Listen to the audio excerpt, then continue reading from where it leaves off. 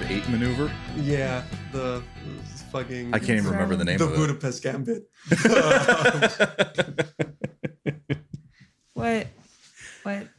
You know, that Star Wars film where they did that thing that never happened in Star Wars before, where they just fucking drive a spaceship directly into the other spaceship. They're doing the thing. They're doing the thing. Oh no, the thing. He's lazily to the left. That man's got some maneuvers. I'll try spinning. That's a new trick.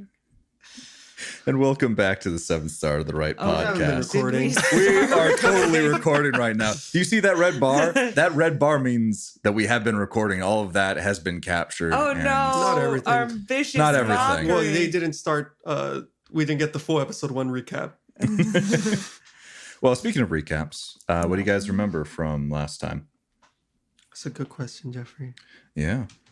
We should start every episode with this. Many things happen. Yeah, because it turns out you guys don't remember shit from the previous sessions unless I ask you what's going on and then tell you what's happening. The days blur together.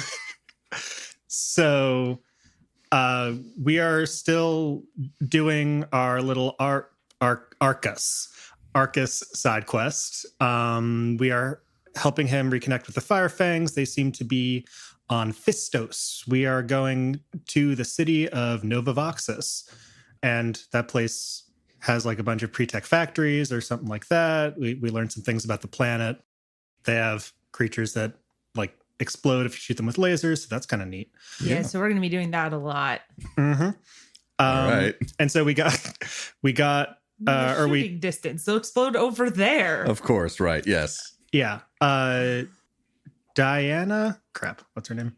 So there's Which Diane. one? Diane. There's Diane. She's gone. There's Danny, Yeah. Danny's the one who gave us The the communicator? Listing of jobs and Shit. is who's friends with Adam. And Okay. there's Diane, who we haven't met yet. the other one. Yeah, she'll be on. Diane. the third. She'll be on Fistos. Danny gave us some job listings for things there, so we could get clearance to get to the planet. We took a thing escorting some scientists into a wasteland, so that sounds fun and safe. Yeah. And then somebody showed up at the end. Aaron Vershin. A very special boy. A very special boy. The very specialist boy who came in episode 1 and you haven't seen hide or tail of him or whatever that phrase Hide is. nor hair. And you haven't said hi to him. You haven't said hi to him And now at it's all. awkward. It's In been a fact, whole... you were supposed to meet up with him and then you just kind of blew him off and now he was just like, Oh, I'm sorry that we disrupted his fucking human experimentation trafficking setup. Oh, no. It's the worst. I'm sad we It's stole been the keeping ship. us up at night, really just racked with guilt. Actually, before we jump into stuff, though, do we want to go through... Yeah, there were actually a couple of other things that happened. Mm-hmm. So obviously Sure. Nona wanted to check up on Quinn and she is doing well. She wants the pre-tech materials from the planet that we're going to. Because the materials that she's working with right now are subpar. And she hungry. No. She hungry? She She hungry. needed to crunch them up. Oh, yes, of course. No. Because she's the With space her mouth. station. She's had to just have like Fritos.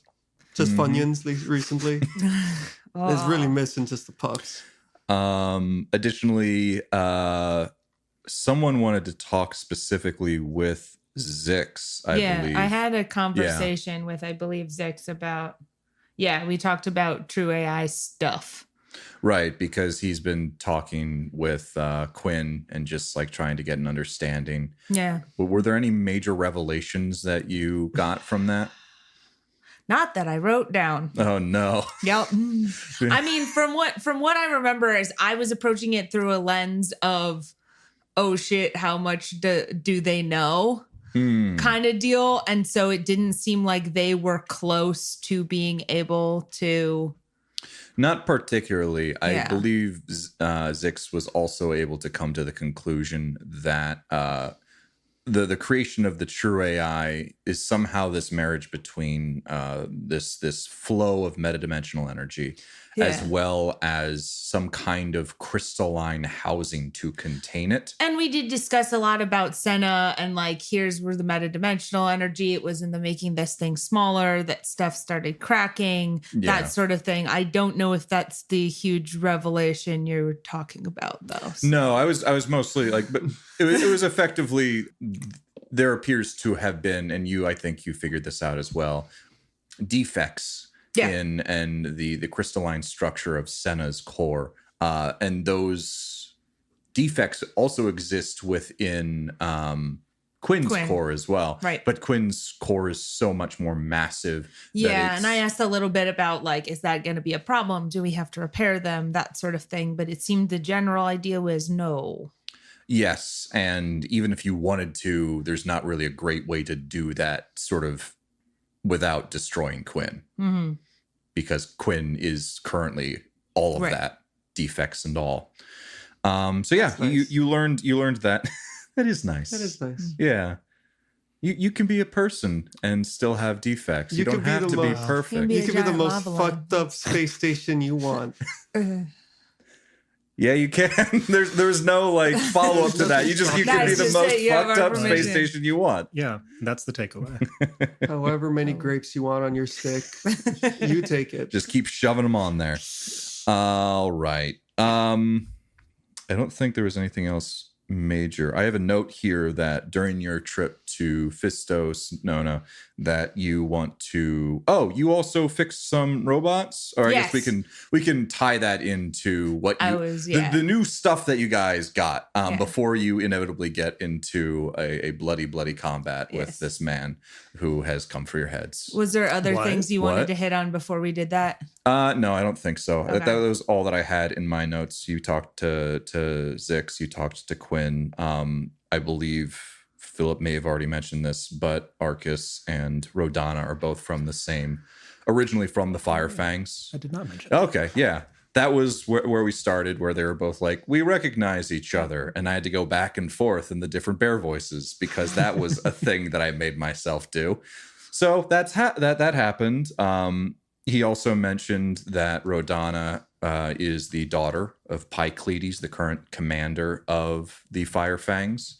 And she severed ties with him and started her own clan because she didn't like the way things were run and wanted to have more than just Ursum in the clan. And so you can see the result of that is the Paragon Freelancers. He also mentioned that Atlas was related to that in some way and asked about him and knows now that he's doing all right on Gal. And he is doing all right on Gal. He's turned into a Muppet every night. Getting shit-faced. Oh, no. How is his bear liver? It's seen better days. Okay. But let's transition into obviously Zix and Dix got them bag of tricks. Yep. And you guys are now flush with money because you got the second half of your money. The extra 50,000 credits. So you would think, Jeff. So you would think.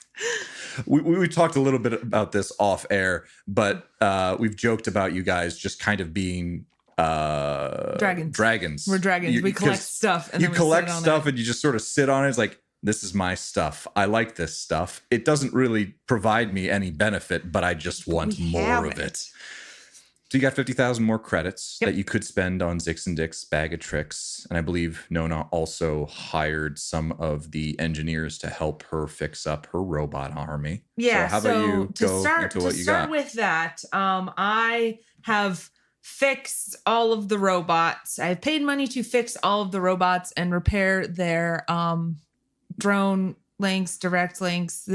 Basically, the thing that we've got four bots that Quinn made. Mm-hmm. And those bots have stuff built into them that allow you to control them. So I've got that setup going. And then I also have Juan has been fixed, the civilian security bot. Yep.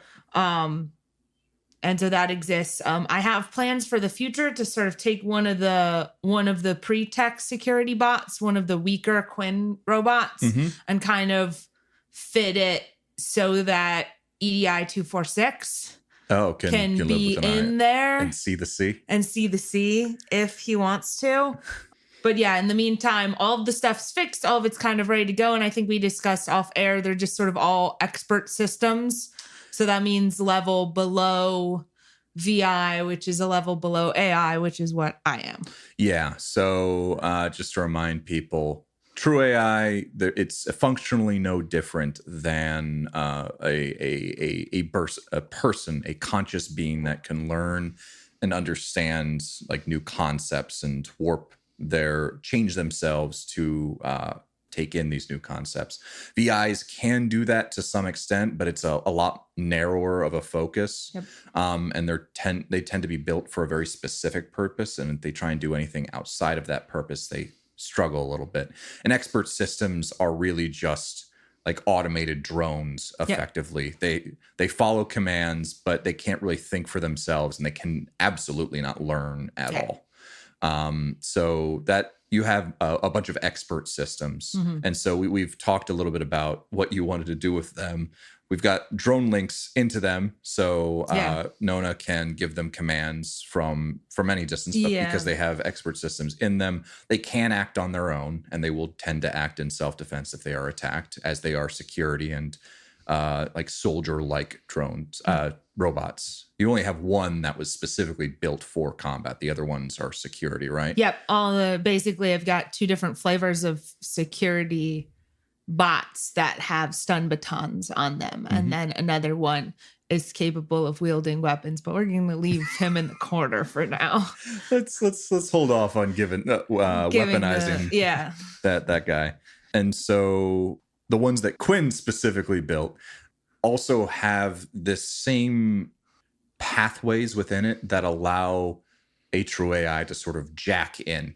Mm. And we've been calling that this is a homebrew thing. This is not within the rules at all, but I just thought it was neat. And then you thought it was neat. So we're letting you do it too. Doing if you want. It's effectively similar to if anyone has ever played D&D and has the Find Familiar spell, it allows you to kind of look and act through your familiar at the cost of losing the consciousness that you are currently embodying.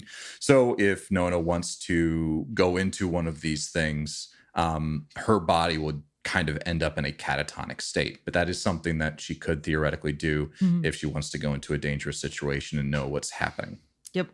So yeah. So that's that. Nona spent 100 credits of her own money, which was all the individual money she had in the world, because we're pooling the rest of our resources to get that done. So those are all fixed. Those are all the statuses on all of those. And then also I had everybody, because I realized Nona was just kind of sitting on all of the money and nobody else really knew what was up. So I threw together a coordination thing, and we discussed different stuff people can buy, and we know how much money we have. And we also know about shared resources now, such as all of the random stuff we just keep piling up on the ship. At some point, if the giant pile of guns is going to be a group resource, we should also add that to the stock. Yeah, it is. That's just sitting on the ship right now. If it's yours, that's also fine. I do not need 30 guns. We've got a list together of individual things people want to buy for various reasons, and potentially some group expenses also. Cool. Yeah. Let's go through them. What'd you guys get? Cool. So right now, I think the biggest thing is I think we buy them out of Brainwave. Having that on hand seems good. I think that's a group expense because we're probably going to use it to do the cure thing. Mm-hmm. Yep. As you're referring to, Hans Gerson used a mixture of Reverie and Brainwave in order to max out the system strain of his patients before performing some kind of biopsionic technique on them that would cause this secondhand torching that he referred to as clipping. Yep. So we've got that, and I've got the Reverie Plus. So we should be able to do that when we next have some downtime. Don't let me forget.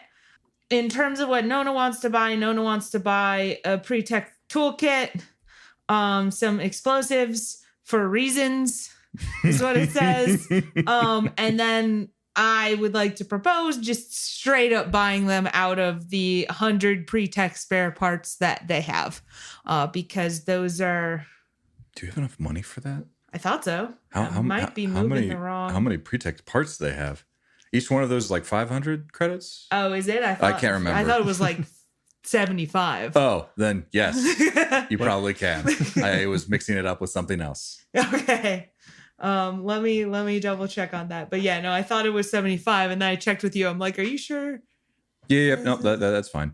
All right. Oh wait, no, they're each 100, I think. Yeah, it's cheaper than it would be elsewhere because they are living in a station that is effectively all pre-tech parts. Yeah. So they are flush with this thing. And if anyone wants to take it, they can take it as a big discount. So yes, there's 100 of them, and they cost 100 a piece, and a normal spare part costs 75. And these are roughly twice as effective. Hence why I think buying. So that's like 10,000 credits worth of stuff. That is right? correct. Yeah. Yes. But it's a very good value. Yes, it's a very good value. You'd be losing money if you didn't buy them. This is like. I'm 6 and I'm fucking insane. We have too much metal shit. Take my metal shit, please. Oh God. Okay. Do you want me to just keep reading off? Do other people want to talk about what they want to buy and why? From Zix and Dix, I was just going to get another thing of integrity. Just, they have it. It's not always available, so it's good to have a little bit of shit right there. Something to keep you alive. That's how many of those they've got a lot of those. Yeah, but they're expensive. Yeah. Yeah, so I just got the one.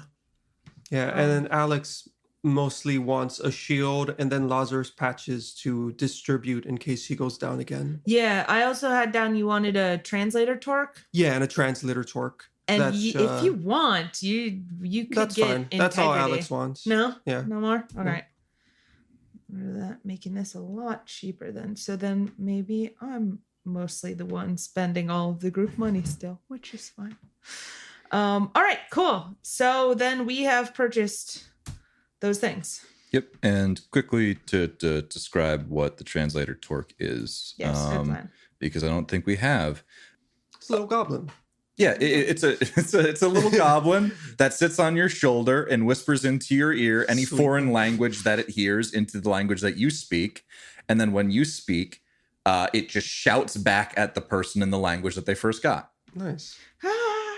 It's actually a little small device rather than a goblin that sits on your shoulder, but it's the same sort of idea. Could you purchase an upgrade to get the goblin instead? If you really want.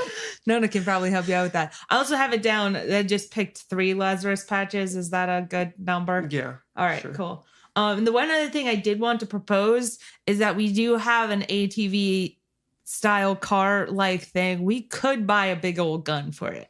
Just put that big old gun on the back of it. We could buy a big old gun for it, and then we could have a drivable big old gun. That sounds exciting. Yes. I wanted to check about the ease of adding that and taking that off of the car. I think it would be fairly straightforward. Okay. It's kind of what these heavy weapons are meant to. Granted, you would only be able to ever have one heavy weapon equipped at a time. I'm not letting you just piling on a bunch of different types of very large weaponry onto a thing. It's just one. Yeah. Just one. Well, I did want to ask as a group, do we want the heavy machine gun or the rocket launcher? Ooh. You know what, man? They're both gonna turn heads at customs. Do you have anything you want to declare? And I'm like, no. No, I have something I want to show you. Just to point out that heavy machine guns tend to be better for fighting infantry or smaller things, and rocket launchers tend to be better at bigger things like vehicles. Rocket launchers have a -4 to hit a human or smaller. Yeah. By the Geneva Convention. By the Geneva Convention. It can't be any better than that. International law. It cannot lock on to human-sized targets. It cannot. So yeah, kind of a guess up in the air right now, because I don't think we want to buy both of these. What do we foresee our future adventures including? Rocket launchers for sure. Rocket launcher? Yeah. All right. Definitely rocket launcher. Also, the heavy machine gun just fires money, right? It's like every round you use costs you 25 credits. Is how how it works? Yeah. So in the rules, I did really explicitly write out what it means there. Right down the notes, it just says 25 credits per shot. The whole idea is you are firing a shit ton of bullets in that 6 seconds. And in that total amount of time, you are effectively spending 25 credits. What's the quote from the Heavy in TF2? God, I don't know the exact thing. Fighting this for 6 seconds costs $10,000. Or something like that. Thank you. Yeah. So about that. I don't know actually how much rockets cost. Yeah, I was gonna say we haven't been for normal ammo. We haven't been For the bigger stuff, I'm gonna make you. No. keep track I of think it. we definitely should. I think that is the correct move. Just I guess we'll buy the rocket launcher and then let me know. I think it's under Household Express. Expense. Fuck. Don't.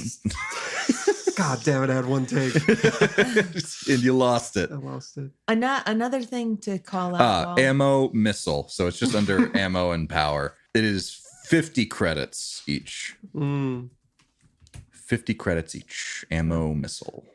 Okay. And it can only That's the really answer we were fire looking for, one at 50 a time. credits. Then you have to. Yeah. So Okay. Unless we get 2 rocket launchers. I'm saying. Just keep track of how many you have and how many you want to use. Well, when you use them, keep track of them. So is this do we need to pre-buy ammo, or do you just want every time we fired this for it to subtract that much money? We should probably buy you should missiles. you should pre-buy this. How many missiles we want? How many missiles they have at the store? Are they selling They're missiles? only 50 They are credits. selling the missiles. They probably have like 10 in stock. 4 missiles. Okay. I will add that. 5 missiles. One for each of us. Cool. All right. So that was all the stuff that you guys bought Yay. for this new adventure that you were going on to Fistos. And we'll get there next time. next time. That was it. That's all Jeff had prepared. Yep, that's all I had prepared. So that was everything. And so we left off last session with Adam, ADM 141, speaking up and saying to Rodana, we are being hailed by a fighter class. The name that they are giving is Aaron Vershin. Yeah. Although it's probably a little bit higher than that, a little bit happier. I can't remember because I gotta go into this. So Rodana says, don't know an Aaron Vershin. Where are we? Because we were waving and heading out. Are we like pulling away as we're hearing this? Like, no, Danny and Rodana were saying their goodbyes because they're the only. So you were about to head out, and ADM 141 came up at that point in time and said, "Hey, hello, this is happening now." And so you guys are right here, as well as Arcus, if that matters. It does not. Hello, I'm here too. Cookie Monster. We know an Aaron Vershin. He is a stooge, a high-ranking stooge of the Beholder Collective, and a former employer who we are in, I would say, pretty severe breach of contract with. We'll be seeing him. It's kind of bad that he found us, but maybe we should just leave. So yeah, he might have questions about us, which you can feel free to answer however honestly you choose. I don't know if we told you where we're going, and we're not going to if we did. If we didn't. Okay. But in the meantime, he'll probably be very interested in that dossier. So there's your bargaining chip. Okay. So maybe you guys don't want to leave. If he's in vicinity to hail us, he could probably see you guys or pick you guys up as you're leaving. I was about to say the same thing. Yes, perhaps not. We'll wait until he lands then. Well, we don't know what he wants, so I suppose we should open up that channel of communication. If that's all right, I will keep everything on the down low. I don't want if he sees this ship here, he is going to be not happy about it, if I were to guess. This is so awkward. We totally flaked on him when we stole his things. You said he's a high-ranking mook for Stooge. Yeah, that's also fine. I think that's for interchangeable. the Beholder Collective. Yeah. I don't know if you guys know this or if Tony told you, but one of our past bases was raided by them, so I don't want them to know who we are either. So same boat right now. Let's Hello. take this call then, I suppose. All right. Does anybody want to tell Zix and Dix about the ship and the ship destroying bomb they have on hand? Just out of curiosity. Let's go ahead. Yeah, well, we could certainly. Ding dong. Text message. Open up. Oh, I'm sorry. Were you on the channel with him? Because, No, not yet. No. Okay, good. Yeah. And she nods over to Danny, who starts typing something up into her compad and goes off to maybe call to Zix and Dix. Computer, hail. I'm just picturing this man. So rings the doorbell, ding ding, and there's just the space door opens, and we just throw a nuke at him. Hi, I'm here. Yeah, that's probably a good idea. Setting that's off my a plan. nuke right next to your space Why station. would you give You us have to keep all your options open. You do. I'm You saying. really do. And so Rodana turns to Adam and says, "All right, open the line of communication." Alex kind of turns towards the group and will quietly, so as hopefully not to be picked up, go, so do we want to, get ready and maybe turn the ship on, or what's our plan? I don't think we can. I don't think we can outrun them. I mean, if he's leaving the ship and then we boom take off and slightly turn left, he can't catch us. It's physically impossible. Yes, the famous maneuver. Nona, is there a way to keep the engine running but quietly so he doesn't know we want to leave? I can prepare for takeoff. Yeah. I will do that. I will go into the Phoenix and be prepared to leave quickly. Okay, since you're trying to figure out if you could outrun this thing, can you guys give me what the speed of the Phoenix is? Yeah, I was going to say Pop I'm quiz. pretty darn certain we can't outrun this thing. But No, sure. the fighter's faster, but Yeah. we've outrun fighters We've before. got a 3. Oh, yeah. I mean, I think we could get into one of those situations where we could enter the combat and then run like chickens like we usually do, which I would be completely fine with. It's just he would still know we were here. Yeah, it depends. So, from your experience, Nona, in space travel, it really would depend on the type of fighter class, because the fighter class houses a whole slew of things.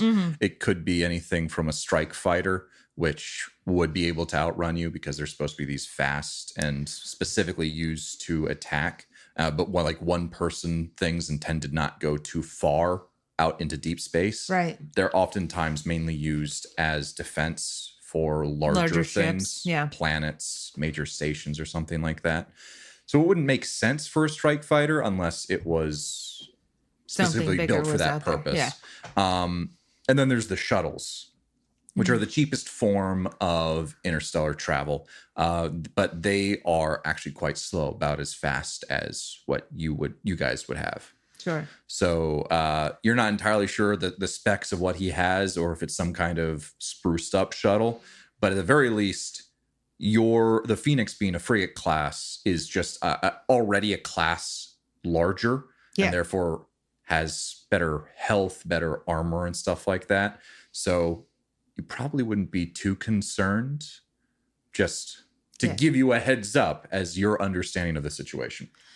I think still, ideally, our outcome here is that he does not know we are here or have been here. If need be, we can, run and try to outrun him, but then he knew we were here. All right. Yes, so Nona is going to go get ready to make the ship go on the off chance we need to make a quick getaway. And just be ready for that. Just be ready. I'm warming up the car, that kind of thing. All right. And so Rodana directed Adam to open up the line of communication, and this light on the big lens that he has in front of his face lights up and projects a little hologram in front of his face. And you see that same man that you saw before, very tight, business casual. Well, actually, not business casual, like a suit itself. Business formal. Yeah, business formal. Business. It is time for business. Is this working? But the outline of his body makes it very clear that he possibly served. He's very like lean, muscular, and he still has that scar that creeps up the left side of his neck. I'm going to say the left side of his neck. It's 50-50 chance, right? Don't have his description up in front of me. He's got that same burn scar. So this is the same Aaron Vershin that you met with before. And he says, greetings, Space Station Glazov 5. We came across your signal while investigating this system. To whom am I speaking right now? Your video is not on. And can everyone turn the video on? I don't want to be talking to a blank screen, please. Oh. My webcam's being so weird right now. Sorry. Doesn't work. And at that, Rodana says, forgive me for my suspicion, Gazer 003, but this station was intended to be a safe haven for my group here, and I'd rather not say or show more than I have to. You can call me Commander, though. Sorry. And Aaron Vershin says, very well, Commander. I am a member of the Beholder Collective, the collective who have a growing interest in this system here, Metanar. We're searching for two people in particular, and he pulls up a little list in front of him. A Claire Watanabe and a Anthony LeBeau. And let me... Well, neither of those are here. So just keep on your way. Sorry, we just have Claire and Tony. And he types something into his console and says, I will send you along their information. Have you seen either of these two people? And on that same screen, which you see his face, appears a picture of Claire. It's a younger version of Claire with the shoulder length hair, or actually a little bit longer because she's taken it up more in like a bob or a pixie cut, closer to a shorter cut hairstyle. And then a much younger Tony, who was going through his edgelord phase and like has that slicked back hair with the bandana and is clearly holding a katana. No. Two katanas. I can be your angle or your double. I was gonna say a panel that says Anthony LeBeau. It's very clearly like a mugshot. Okay. I like the swords better. We should make I that. can be your angle or your demon. Oh God. I feel like if you're hunting for people, the most embarrassing and most effective thing you could use are old Facebook profile pics. It's so true. And Rodana looks. Are you guys just straight up leaving? Are you even going to be around for the rest of this conversation? I was told to go heat up the car. Yeah, I'm gonna linger, in earshot. For Alex, it depends on how Claire's doing. If Claire looks scared, he will, defer to what she wants. Otherwise, he'll stay out and want to listen in. Yeah. So what you can tell from Claire is she's not really scared. She's more interested. Very clearly, you guys talked to her when you first found her on the Blue Robin, it was called before it was the Phoenix. Certainly was. Now it's got flames. Now it's got flames and a completely different and cooler name. And you guys were talking to her about how have you ever seen heard any of these names? And she said no, but she was also very introverted and didn't necessarily want to divulge too much information. And I believe it was Alex that finally got to her, and she described before she left with the Children of Silence, a man coming, and one that had a burn on the right side of his neck or the left side of his neck. He's got burns on both sides of his neck now. Would those be side burns? Oh, Yeah. oh, end the podcast now. We're not going to top that. Shut it off. We've peaked. And so this is obviously the maybe like the second or third time she's even seen this person, and the one who theoretically brokered her sale? Yeah. Question mark. It's human trafficking, man. Yeah. We don't care for it. And so she doesn't really have much intention on leaving. She wants to kind of hear how this plays out and is curious. But will obviously, if you guys start moving towards the ship, be like, oh, okay, yeah. Alex will stay there and will also walk over to Arcus if he's still around and just kind of briefly go, so are you any good in the gunner pit? I've spent my share of combats in the gunner pit, yeah. Alex nods. Okay. Cool. Just checking. Just let him know what the 5 is. oh yeah, I know. I got it. The mic's on.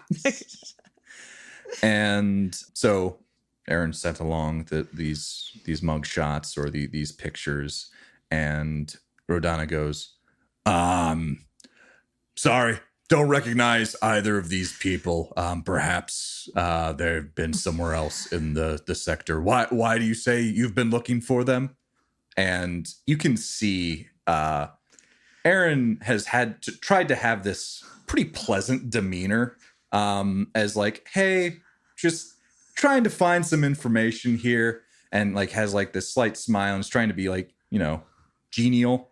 But at that, you can just see like a twitch happens, and still in a very polite way, he says, Commander, I have reason to believe that you might know where one or two of these people are. It would be imperative for you and your safety and the safety of your station for you to tell me. Go and get the robots. And Rodana says, I don't believe I care for your tone. And at that, you can hear someone off mic saying, Aaron, just can you just go get out of here? And you see like hands just sort of start waving him off. And he's like, no, I got this. And he gets pushed off screen. And then in front of you stands a bronze-skinned woman, very elegant. She has a azure overcoat, is very clearly a businesswoman, has her hair tied up in a tight bun, and she adjusts herself and says, hello, Commander. My name is Eriko Watanabe. I'm shocked I tell you. What? Crazy. We do, in fact, have reason to believe that you know the location of these two individuals. Now, please forgive my associate over there. He tends to be a bit heavy-handed in these situations. His military background, you see. Aaron, could you please go and fix yourself some tea or something? And you just hear a grumph go off screen. Oh, they dating.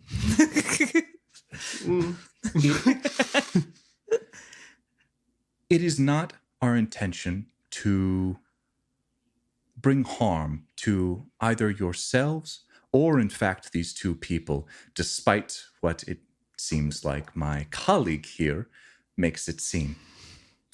We have reasons to believe that these two individuals are in great danger.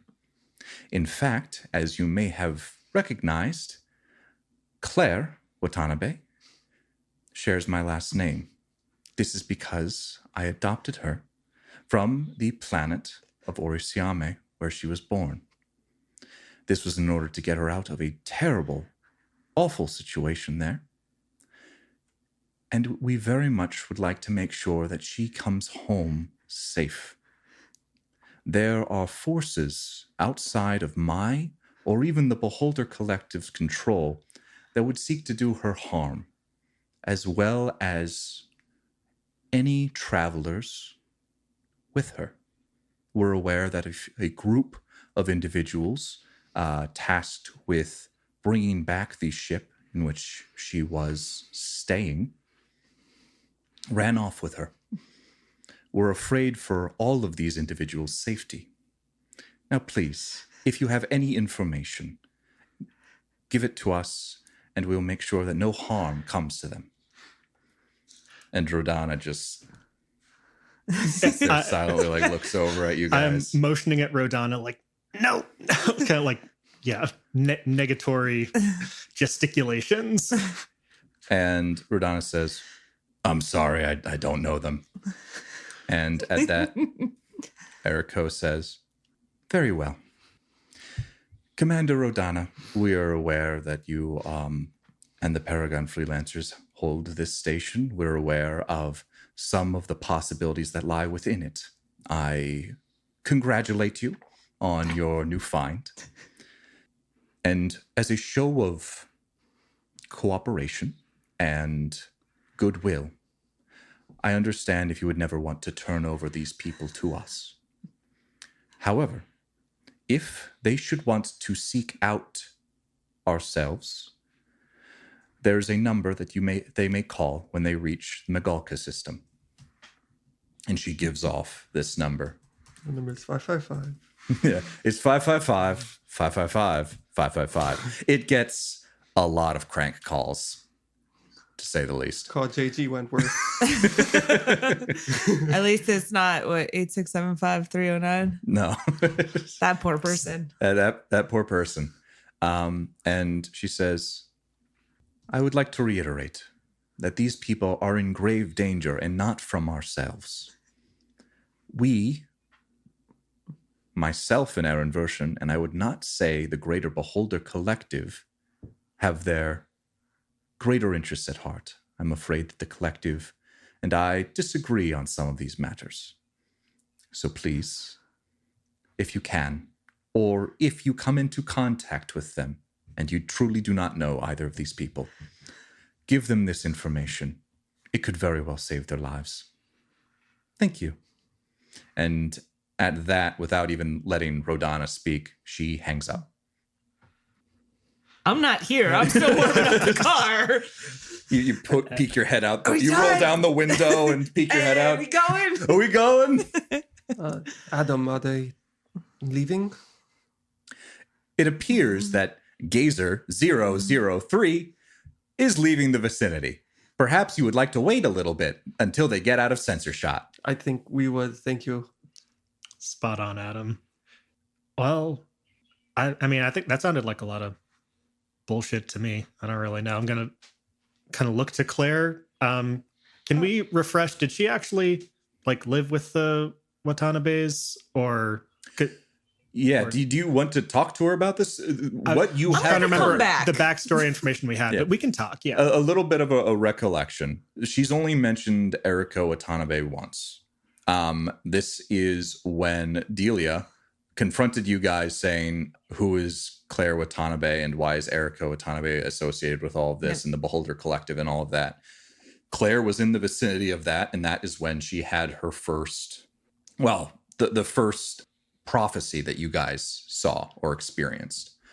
And she just mentioned, she was nice though. She was one of the people that kind of helped me there. And she had a hard time sort of understanding that the same person that was nice to her in this place was the same one to sort of quote unquote buy her. So that she is still in pensive thought. You can't really get a major read on her, but it's a lot to sort of take in.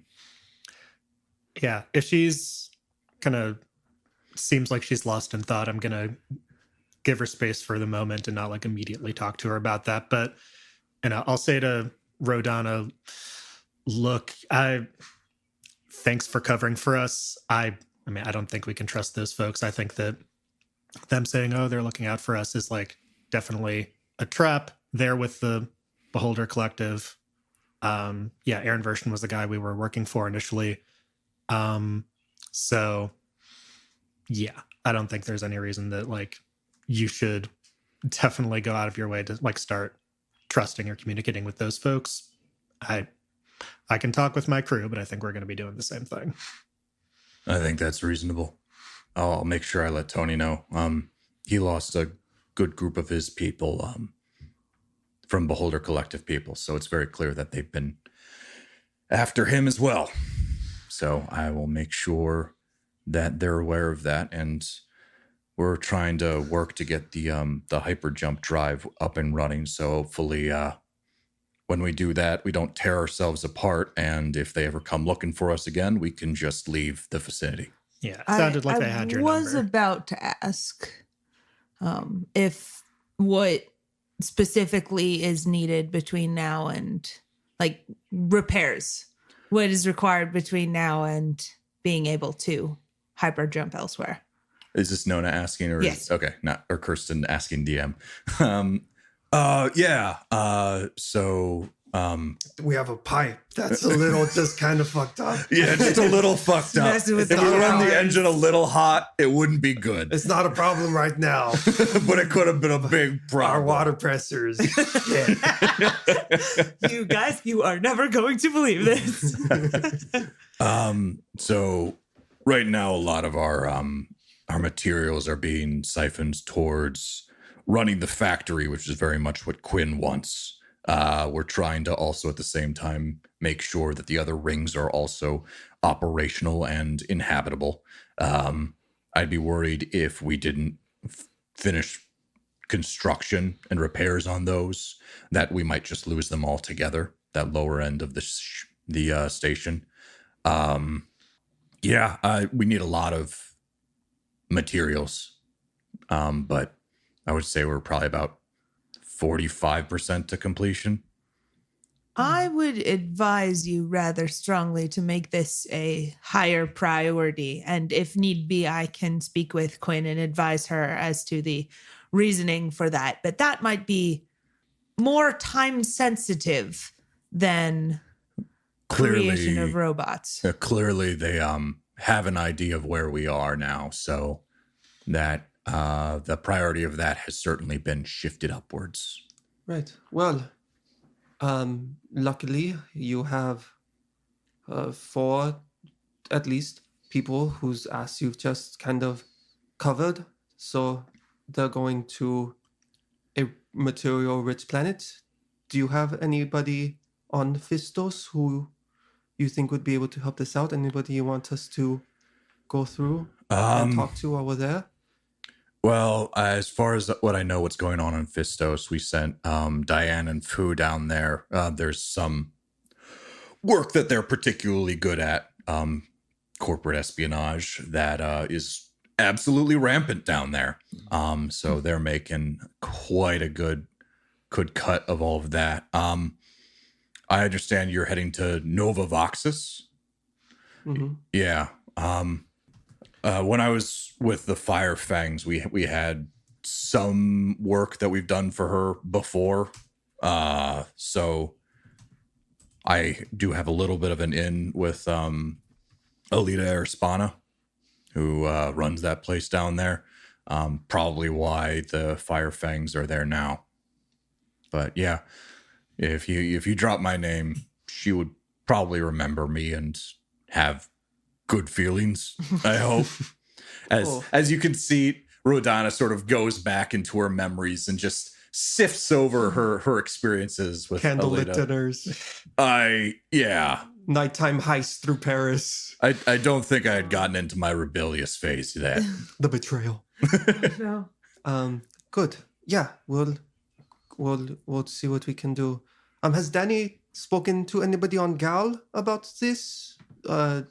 Delia or Atlas or anybody? She has contact with her parents back in Ragged Springs occasionally. I doubt that she would have talked to anyone Yeah, it's a little. And she's the tougher. communications officer, so she knows to encrypt her signals and stuff. So I can't imagine that conversation would have been overheard, and I can't imagine Danny talking to anyone. No, just I'm for the materials aspect of it, mining planets and the like. But yeah, I'm just looking for a way we can help.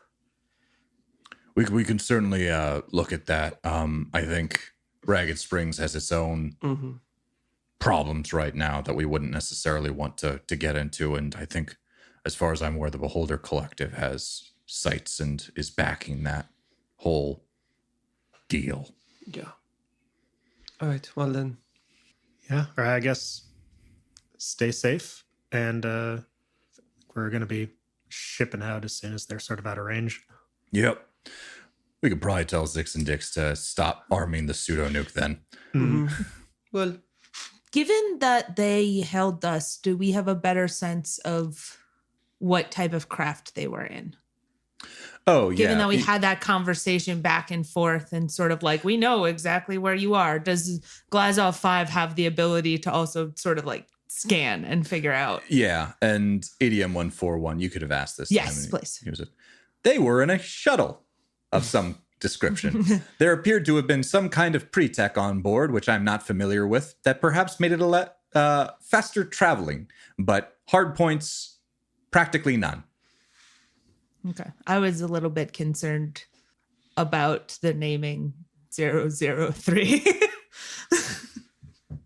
That's fair. I was just like It's the very third. much like well, also when you put that many zeros in the beginning of a number, it's because you expect to have at least that many things. So that name made me feel like the odds of it being one of those tiny little ships that like go back and forth to a bigger ship is higher. That's fair. Yeah. Cool. All right. So they're in a shuttle. and Jeff, this is Yeah. David asking a quick compad question. To call that number and contact them, we'd have to be in the same system, right? Yes. Okay. And also, it's more of like a beacon. So compads are generally used on the planet itself. What effectively the number or the serial number that was given to you is a way to have interplanetary communication. So it's similar to what Micah had set up with her team when she was trying to like ping this sort of encrypted tower to see if there were any messages for her. It's just like a mailbox kind of deal. So it wouldn't necessarily get into direct contact with her, but it would be a way for you to leave a message to her clandestinely. I see. And that she could reply to. Yes. Understood. Okay. All right. So, yeah, you guys wait a period of time. The pseudonuke has been disarmed. Dix had come in just running with it over his head and then was told, no, go back. Watch out for the nun. Some And he days there's just just no good place. sadly brings it down to his chest, wraps his arms around it, and just turns his head down and turns around and goes back towards the lab. And yeah, you wait. They appear to be out of distance anymore. The scanners on the station no longer can pick them up, which either would require a very strong programmer on board for them, because the sensors on a station is quite big. Granted, a shuttle is quite small. So, Which direction did they head in, and can we head in the opposite one? they headed towards the vicinity of Gal. Okay. And you can really start the spike drill from anywhere as long as you're outside of a large gravitational body, which you are. Yeah. So, Since we're here, I'd like to refuel. Also, we did a jump. yep. Cool. They're like, it's on the house, so you don't have to worry about the 500 credits it would normally cost. Yay. Free gas, you guys. Wow. What a wondrous world. In this economy. Exactly. Oh no, it's going to be $5 a gallon. Oh no. I made myself sad. Same. So everyone gets on board, unless you guys have anything more that you want to do on Glazov 5. Obviously, no, we can hand wave, and you talked to Quinn about, Yeah, hey, perhaps you should keep the station safe. Yeah. And Quinn was like, I will think on this, but maybe perhaps you're right. It is my... I am the station after I all. am the Station station is after me. all. So you got good feelings Actually, that was a one priority. thing I wanted to check with the rest of the group, that this would probably be a pull over to the side. Given what has transpired so far, would it be advisable to share a little bit more information about our particular situation With who? with like, the Rodana? Paragon freelancers? I don't know what you mean, like that, like Claire was being sold and stuff. Eriko Watanabe did claim parentship, and we are technically kidnapping then. Just potentially sharing more information to shore up our side of the story. Is Rodana still kind of like over there? I specifically did want to consult you all on this. 'cause She this pokes is- her head back in. I heard my name. Hey, go away, go away.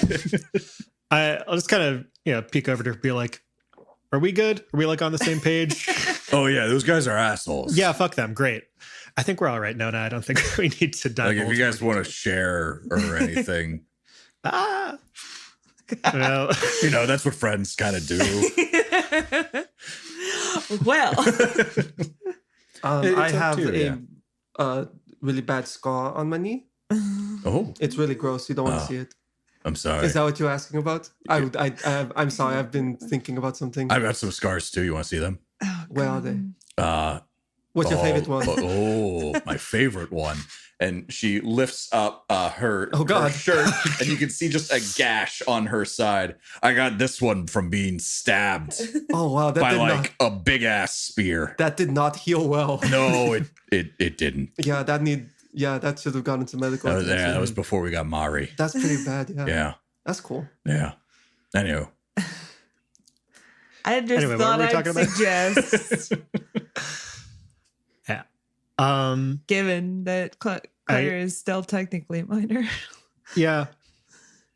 only we for can a couple more years. look to Yeah, 'cause Claire. you're like, Doing great, sweetheart. It's just like, Claire's part of the crew. This is her personal backstory if she wants to share.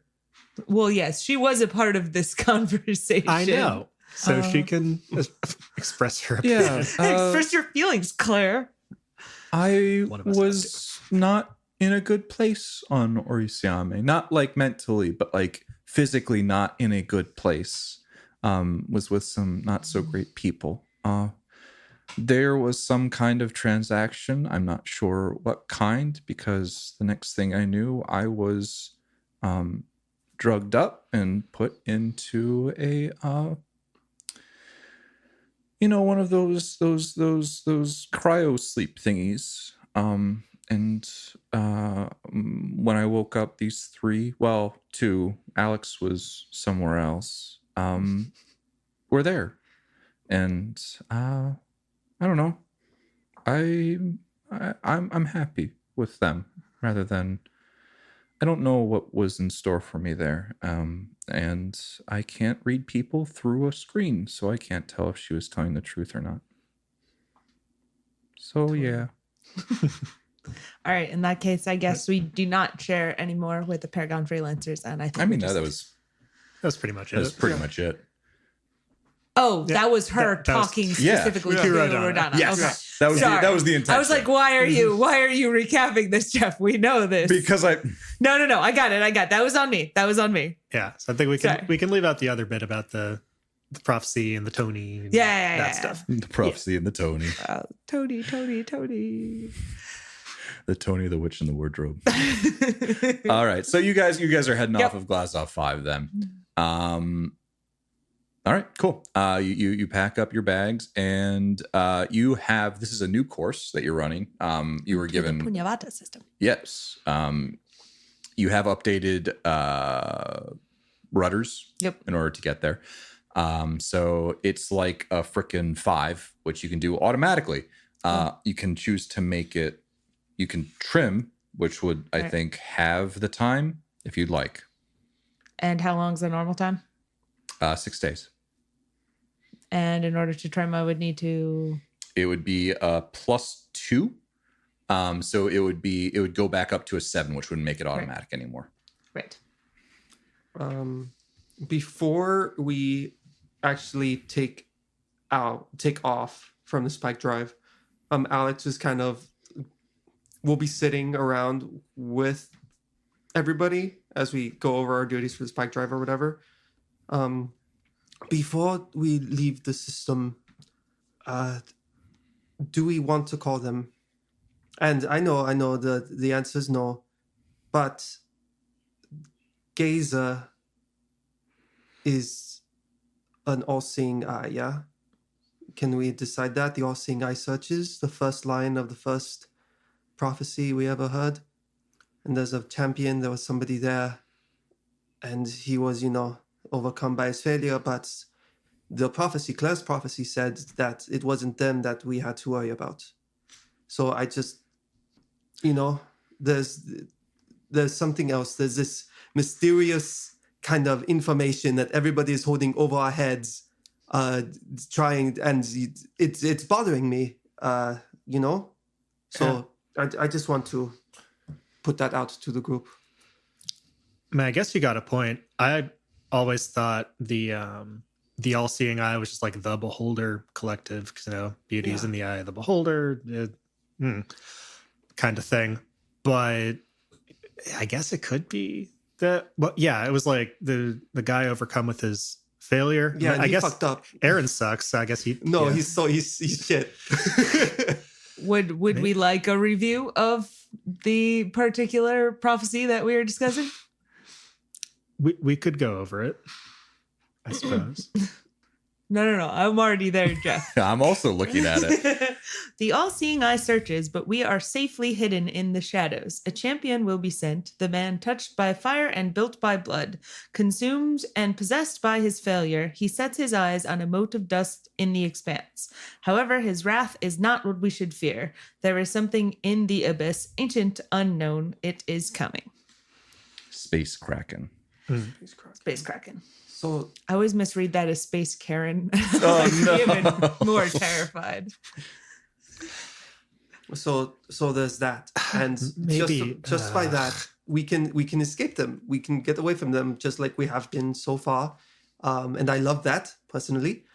But it also means if we do want to pursue this, and this is what we want to do, then we have to make the first move. I hate that you have a good point, and I mean, this does slot directly into that. No, I hate it because I don't want to talk to them.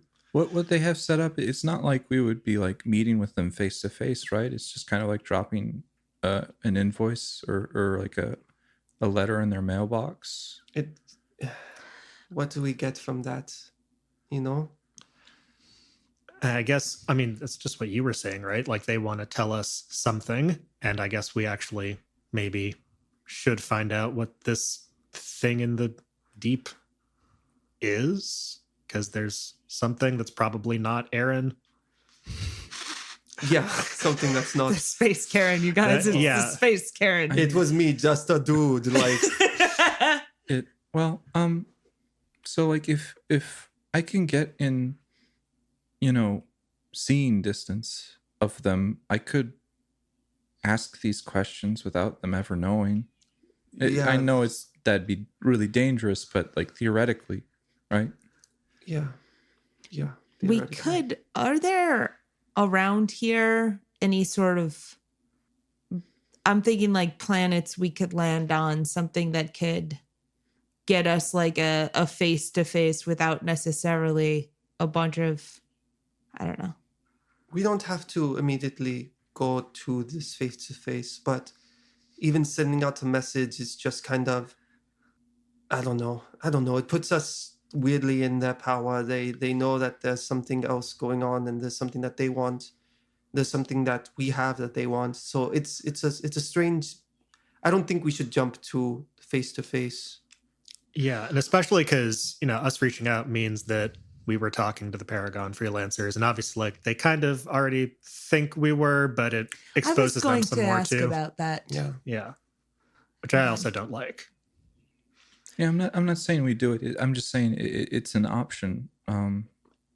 I knew Eriko. She was nice. I mean, like, genuinely nice. I know I wasn't as strong with my telepathy then as I am now, but like, she had no ill intentions towards me. And the fact that she actually drew up papers to have me adopted means, like, she wanted to officially be like my guardian, right? I don't know. I still don't really know what all her whole deal is about, but her intervention with my situation is the reason why I'm no longer on Orisiame, which I'm thankful for. Do you believe if you had been successfully delivered to Aaron Vershin that would have been a good outcome? I was under the impression that we were fairly certain that it would not have been, but I don't know. Obviously, moving people the way that I was moved is, you don't do that unless you have to, and you only have to if you shouldn't, right? Yeah. You are in a stasis pod and a smuggler hold. That's not on the up and up. In fact, I would go so far as to claim that is not good parenting. I'd agree with that, Nona. Yeah. So and they also somehow lost the ship I was on, which, that's also not great. I bet you it was Aaron. Like, honestly, I think that it's his fault. That's what the prophecy tells me. It's his fault. I propose a few paths forward.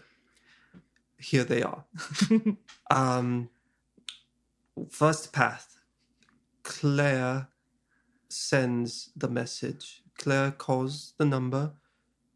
You can ask whatever has been bothering you. You can ask whatever questions you have. We give Miss Watanabe a chance to answer and then go from there. We don't answer anything else besides direct answers to Claire's questions. 2, we do nothing.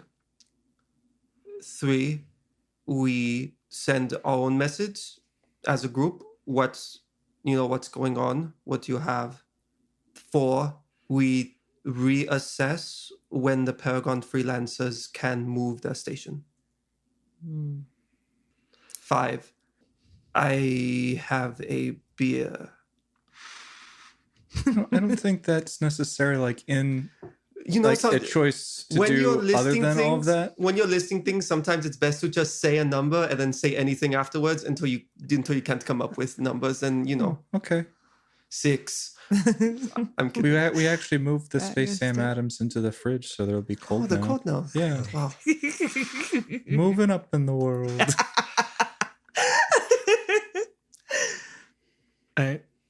Claire, do you want to be in touch with Erica and try and do item number 1? Because I think it would be a good idea to talk to them. But like, if you want to, or if we handle it, I think is a fair question.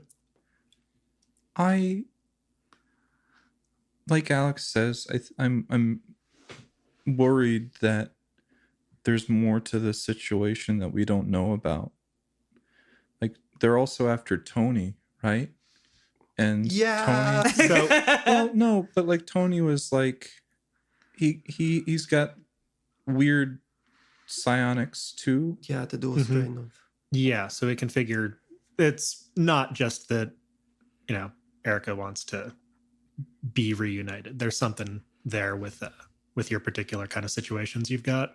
And we won't really know until like we seek them out, or we seek whatever information about me and Tony and what makes us special. Like, I don't know. It's our only lead right now, I guess. We could attempt to get in contact with Tony. 6. Tony. Yeah. Oh, the freelancers were going to do that anyways, right? Yes. Yeah, we could. I guess we could chat with Tony. Hey guys. What? Oh. Get that ghost out of my throat. That's Anthony. The ghost of Tony. No. All right. So yeah, at the very least, fine. When we're in Magalka next, I guess. Okay, so 4. Let's do that. All right, we put this off a little bit. Consider our options once we're back. Maybe the Paragon freelancers have word of Tony. Maybe they're able to move, and we are less worried about any Beholder Collective space station shenanigans. Yeah? All right. Okay, clap on 3. No. Break. Break.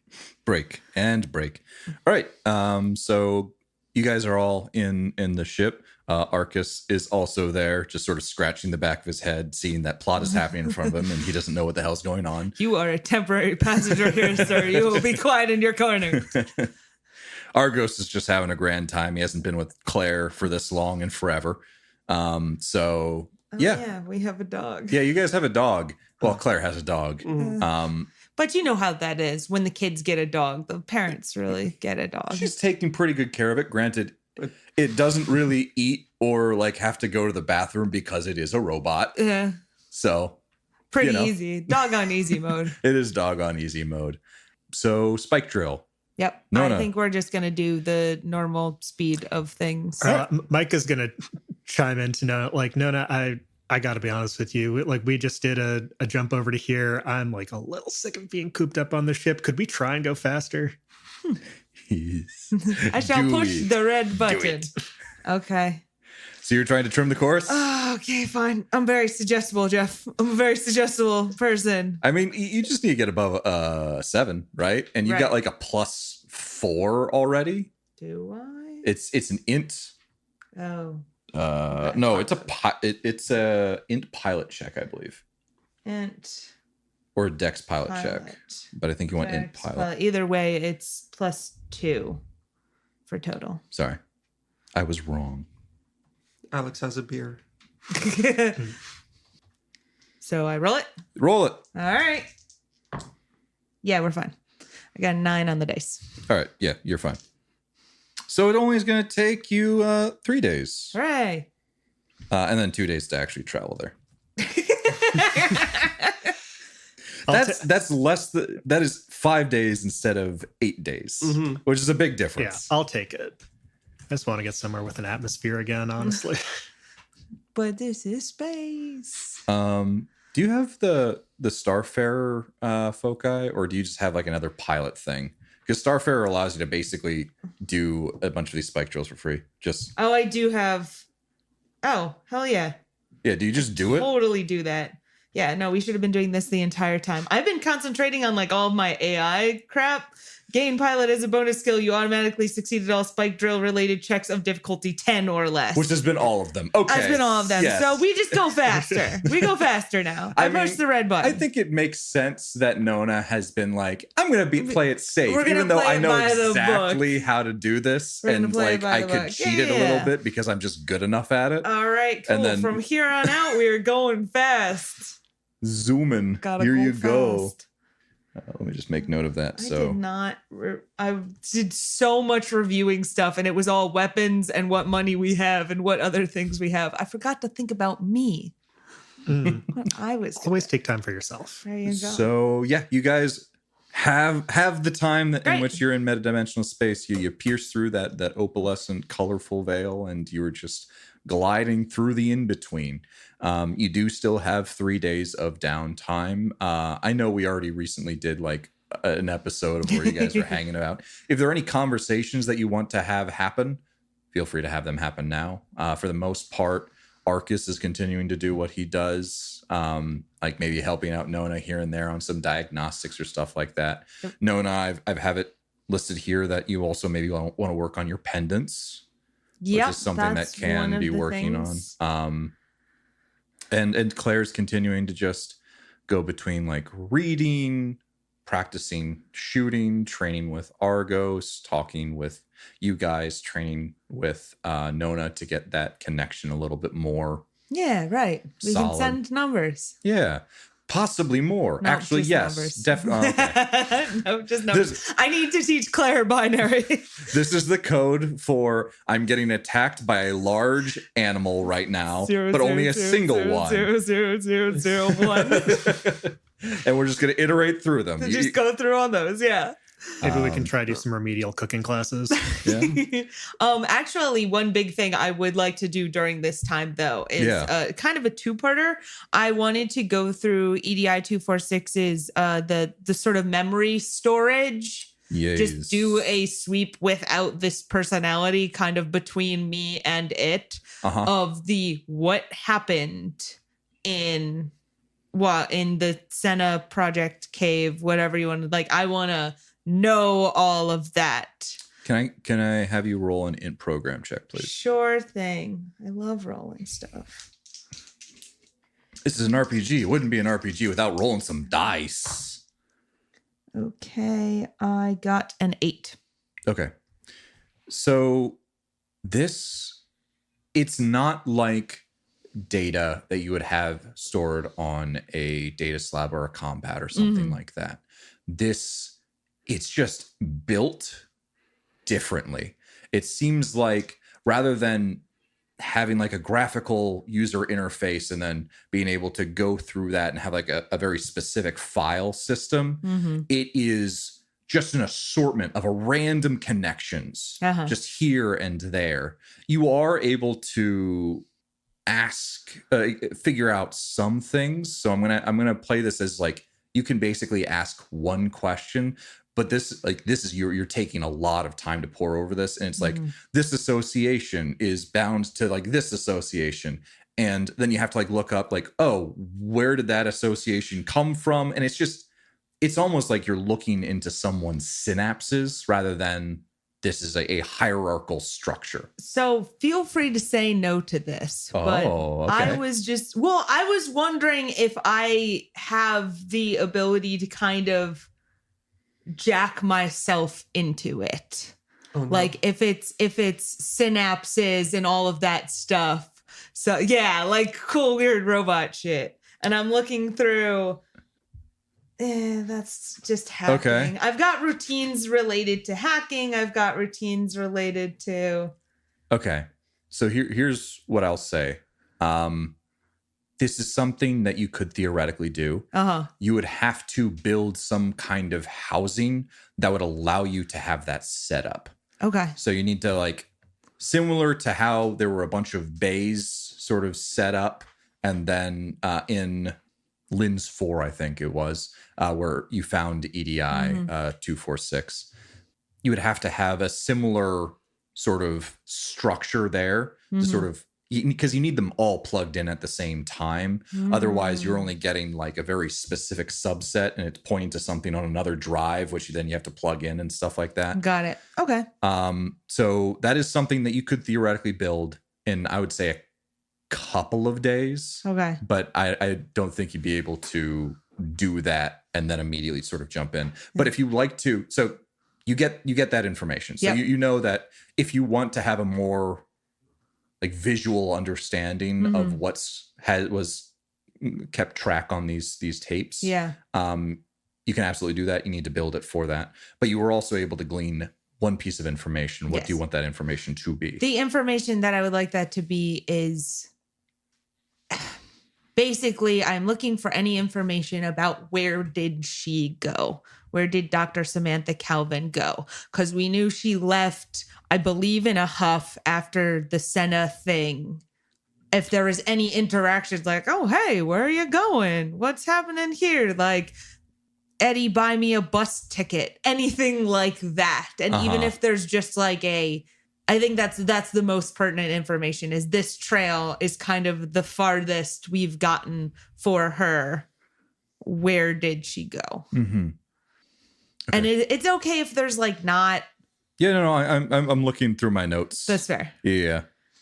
Where did you come from? Where did you go? Where did you come from? Dr. Samantha Calvin. Calvin. Exactly. Exactly. Is a good one. So I also gave you a whole list of Yes. places that she purchased to try and paint a word picture. Please. You are not accessing a data file that says like, oh, here's this interaction that happened. Yeah. It's a bunch of these different types of associations. So there's like, okay, the Senna incident. Okay, that happened. And then you trace that to Dr. Samantha Calvin, and you see like a whole bunch of these other associations with this and like relationships and stuff like that. And so you go down one of the relationships, and she mentioned passingly, it seems at one point in time, that she had friends in the Punyavata system, the one that you are in fact going to. Oh, thank goodness. Skipping around to my plot here. She mentioned a planet on Deimos where she had a close associate who was actually one that was able to escape from Glazov 5. The name is specifically Dricht. Huh. Just the one word, Dricht. Like Madonna. And that is effectively what you got. You don't know anything about Deimos offhand, other than it's in the same system as Phistos. The planet is called Deimos? Yes, the Beautiful. planet is called Deimos. Okay. Excellent. In that case, I am going to add to my sort of mental to-do list to potentially explore more of this information later. But I think in the meantime, I would like to hook back up EDI 246 and turn him on. Okay, what are you putting him into? Because he right now he is literally just a chip. Yes. So my original intention was kind of like to just leave him as close to what he was before as I could. But if that's not, and then like check and see if he wants to be in a robot body, because I think Nona's being a little bit hesitant about this. Okay. Given that she made some assumptions with Quinn that turned out to be false. Okay. Yeah. But yeah, if it needs another housing kind of thing, then I think I most definitely just put him in a robot body. Okay, so you just put him in one of the are you putting him in Juan? No, I'm going to put him in one of the pre-tech security bots. Ideally with the batons like kind of disabled, because we're not really going for you can fight, you can whatever here. Right. And I will say that his memory banks are removed from him. See, I don't love that because that's like quite traumatic. I'm going to hold off on it then. Yeah, I don't think I'm going to like turn a personality on that doesn't have the memory banks as well. Yeah. Because effectively what the entirety of EDI 141 is it's this plane of glass in front of all of these memories. Right. And so right now you only have the plane of glass, which colors these different memories in these different ways. Yes. So if you do not have those memories behind it, it would not be the same. Okay. In that thing. case, I'm going to take the time specifically to build one of those ports then. Yep. Okay. I'm going to build a housing, ideally something that can house me in the future as well if I decide I want to do that. Okay. But main goal. Do you want to build this into the robot or separately? I think separately for now. Okay. Yeah. I don't. There's a lot of customization here and cool stuff we can do. Yeah. But basically, like my number one priority is interacting with this entity in as much the original sense as like getting him back to being what he was, and then we'll go from there. Okay. Cool. Yeah. So that is something that you can certainly do. You can probably do that in the time that it takes you to get to Phistos, Okay. I would say, but not actually be able to do anything with it at that point. Like you at the end, you get there and it's created. Okay. Cool. Like you could then, if you immediately get pulled into something else, you're not going to be able to do something. Or you could get there and like, wait, hold on. I think I would lean towards the wait, hold on. All right. Yeah. That's the idea. Just I want it to be completed at the end of this venture. Maybe perhaps you're still testing it or something afterwards. So when you have some downtime after you get to Fistos, you can absolutely turn it on. Okay, so yeah, that is one thing. Micah or Alex, anything that you guys want to do while you're in metadimensional space or traveling to Fistos? Alex is acquainting himself with the shield he got at 6 Index. So he'll be out and about, just kind of like running through some drills with it. Mm-hmm. This is the Force Pavis? No, just normal shield. Just normal shield, okay. Immune to shock damage, which is nice. Yes. And I have the combat armor, so the base AC doesn't matter. Just it's just a +1. Yeah, so effectively you have like a riot shield almost as well. Mm-hmm. Cool. Yeah, I'm going to be keeping up with Claire's ongoing kind of training with the gun. We can practice some of her telepathy some more too. Make you forget about more pens. What? Make you forget about more pens? That never happened. Oh, right. Yes, of course. But especially because we're going to be going into possibly a combat situation. I want to make sure that she's brushed up on that. Mm-hmm. All right, cool. So you guys spend your time preparing for whatever you're getting yourselves involved with. You need to make sure you remember the name Dr. Lucius Leggett as the contact that you are meeting in Novavoxus on the planet of Fistos. You guys get out of metadimensional space. Nothing immediately catches your eye. Nona, can I have you make a roll in program check, please? Program. Ooh. And can you add 2 to your roll? 2 to my roll. Yes. Okay, then that is a 14. Okie doke. Yeah. Turns out us robots were very good at program, and these dice really, really like me. So you get out of metadimensional space. You quickly check the sensors to see if anyone is detecting you or you are detecting anyone else. And you are not. Hooray! And so you continue on your way I'm pretty merrily. Confident there's nothing out there. Philip's story. giving me a look.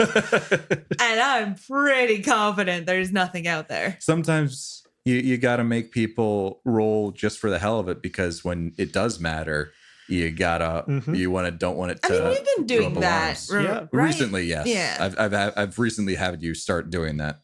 All right, so you guys are making your way to Fistos. Those things are happening. Nona is learning about Drict on Demos. Also, I've got a silly question because I took bad notes last time. Yo, what's up? I just have something that says steer clear of Wycliffe. Ha! Yes. That is something that I can remind you guys about. Thank you. So, as a quick refresher, Fistos and what you guys got from that, there are 4 major cities that are on Fistos. They all kind of surround a major lake on one side of the planet. There's Novavoxus, there's Everhaven, Sona Bhutan, and Wycliffe. And Novavoxus, each one of these major cities is a massive pre-tech factory that the residents sort of took up into. So they are literally living within the factory itself. And Novavoxus is kind of run by ACG Manufacturing, who is led by Aletta Arispana. Right. And then there is Wycliffe, which is Moonless Sky Manufacturing, ran by Wilhelm Restikov. And those two in particular do not like each other. Most of the cities do not have good relations with one another. They've been trying to like undercut the other ones or do some corporate espionage where they try and sabotage the other person's factory, which is literally their way of life. So it is anytime that sort of thing happens, it is like you are committing a massive crime that could affect and possibly cause massive famines and could massively affect the life there in that particular city or megastructure. Nova Voxus and Wycliffe specifically have a very heated rivalry and have often bashed heads. And sorry, one more time, the name of the person who runs Wycliffe? Wilhelm Restikov. That's it. Does he do that scream thing? So It's a little too high, but yeah, he does. Maybe you'll get him to do that one time. Honestly, if you guys ever met him and then kill him, Philip, I need you to add a Wilhelm scream in. Okay, you got it. Now this has become a Kirsten goal. So let me quickly describe Fistos. You come across this planet. It is spherical shaped. Sorry, it's not a fist. Giant fist in the sky. I feel like there's a lost opportunity there, Jeff. You could have made it whatever you wanted. This is sci-fi. I apologize. You could have made it accurate, Jeff. Yeah. As you're coming up on it, you actually came up from behind on it. And when I say behind, you look on it and it is just dull, gray, brown. And as you swing around to the front face, and I put that in quotation marks because a sphere doesn't really have a front or a back, you notice this massive lake. Like this is a lake that takes up probably a third of the entire surface. And around the ring of the lake is greenery and all of that stuff. So it seems like about 2/3 of the planet is just dead and brown and lifeless. From the appearance, you know that is there's actually stuff down there, but it's not what humans would be able to like live with. And then there's that area that it seems all of the humans sort of coalesce in, which is where the mega structures are. And as you grow closer and closer, following the coordinates that were given to you, you see Nova Voxus, which is this absolutely massive superstructure. This is something that if an entire city was just one building, correct? And so it has these large metal walls that are crenellated to keep whatever might be outside from coming in. And as you fly over top and you're given a hail to land on one of the landing pads, which you're able to handle just fine, you give them your intentions and you land down. And this thing is just a massive tower that reaches into the sky.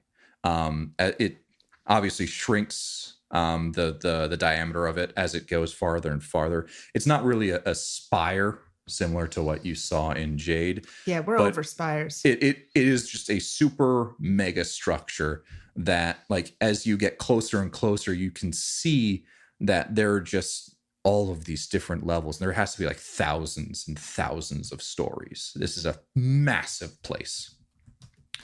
And so you land, and that is where we're going to end today's episode. Yeah. Cool. Woo! So you guys are going to get to explore Nova Voxus and meet Dr. Lucius Leggett. I can't next wait. time. It's going to be so long. Oh, stop you. No, I make this joke every single damn time. I'm gonna make it this time. Come to the bit.